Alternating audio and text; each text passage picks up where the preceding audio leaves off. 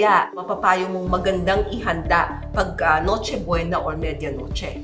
Dahil sa ating mga tradisyon na sanay tayo na sa handaan, usually maraming pagkain na kumbaga tinatawag nila mga processed food or preservatives katulad ng mga hamon.